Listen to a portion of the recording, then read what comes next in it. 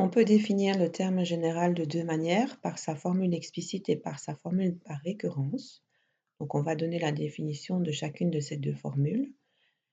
Dans la formule explicite, le terme général est défini par une expression dépendant de n. Cette formule permet de déterminer tous les termes de la suite. Alors on va donner un exemple, ce sera plus clair. Donc ici, dans la formule explicite, un est défini comme égal à 2 fois n plus 1. Alors, essayons de trouver les 4 premiers termes de cette suite. Donc, si je travaille avec U1, eh bien, n vaut 1, donc 2 fois 1 plus 1. Ça me donne 3. U2, n vaut 2, donc 2 fois 2 plus 1.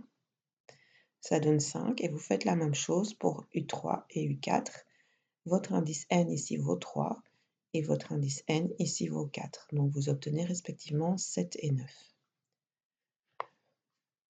On vous demande d'essayer de trouver les formules explicites des suites suivantes. On vous donne le premier terme U1 qui est égal à 3 et R qui est égal à 2.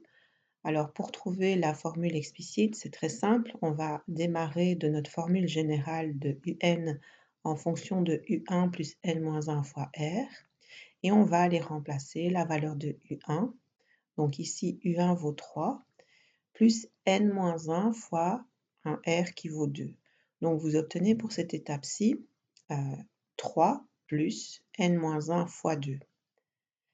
Donc, un égale 3 plus n-1 fois 2. Alors, c'est déjà une formule explicite, mais on va l'écrire de façon plus simple. Donc, on va distribuer ici le facteur 2 sur n et le facteur 2 sur moins 1. Donc, vous allez obtenir 3 plus 2 fois n moins 2. Et donc ici, ça va vous donner 2n plus 3 moins 2, donc plus 1. Et voici votre formule explicite pour une suite dont le premier terme vaut 3 et dont la raison vaut 2. Donc toujours démarrer de la formule que vous connaissez ici et vous remplacez dedans.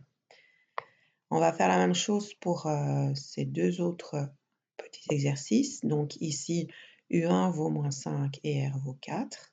Donc on démarre de la formule générale et on vient remplacer dedans U1 par moins 5 et R par 4.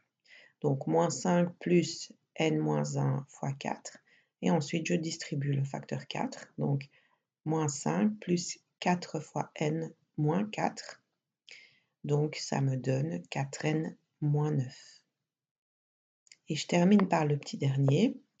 Donc U1 vaut 21 et R vaut moins 3.